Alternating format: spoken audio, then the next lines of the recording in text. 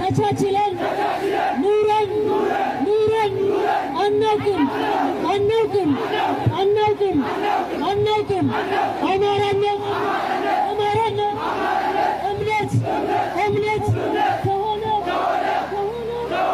እኛ ሙስሊሞች ሙስሊም ሆነ ፋኖ የምትደግፍ ሙስሊም ሆነ ለፋኖ ብር የምትልክ የውመል ቂያማ ኢንሻአላህ ትጠየቅበታለህ። ኢና ሊላሂ ወኢና ኢለይሂ ራጂዑን። በአማራ ክልል መካነ ሰላም በኑር መስጊድ የደረሰው በአሸባሪ ፋኖ ብዙዎቹ ቆስለዋል፣ ብዙዎቹ ሞተዋል።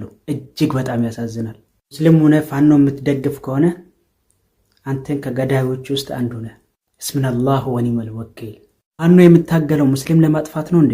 ፋኖ የምታገለው መስጊድ ገብቶ መሳሪያ ያላዘውን የእምነት አባቶችን መግደል ነው እንዴ?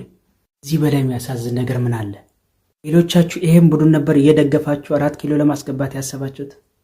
አያችሁት? ከክልሉ እንኳን ሳይወጣ እምነት ቤቶችን ሙስሊሞች ላይ ጥቃት አደረገ፣ ታርጌት አደረገ። ነገ ደግሞ 4 ኪሎ ቢቀበል አስቦት።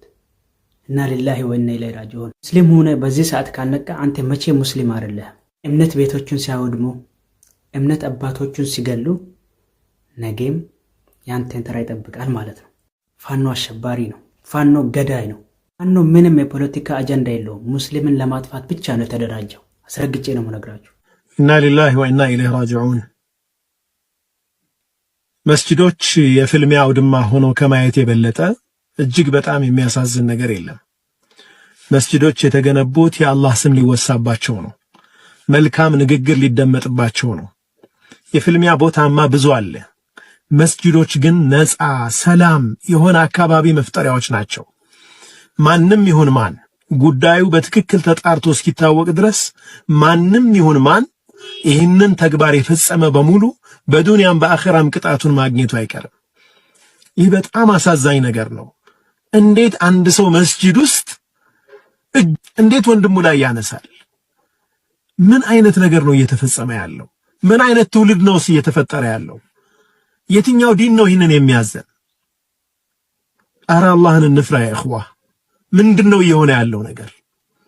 አሁንም በዚህ ችግር ውስጥ ከጀርባ ሆነውም ይህንን ነገር የሚያፋፍሙ ሰዎች፣ ከፊት ለፊትም ወጣው ይህንን እያቀጣጠሉ ያሉ ሰዎች ከየትኛውም ወገን ይሁኑ አላህን ሊፈሩ ይገባል። ህግም ዝም ሊላቸው አይገባም። ይህ ተራ ጉዳይ አይደለም። መስጂድ ውስጥ መከባበር ያልቻልን የትም ቦታ ልንከባበር አንችልም። መስጂድ የአላህ ቤት ነው። እንዴት አንድ ሰው ድምፁን እንኳን ከፍ አድርጎ መናገር አይችልም? እንኳን ወንድሙ ላይ እጁን ሊሰነዝር።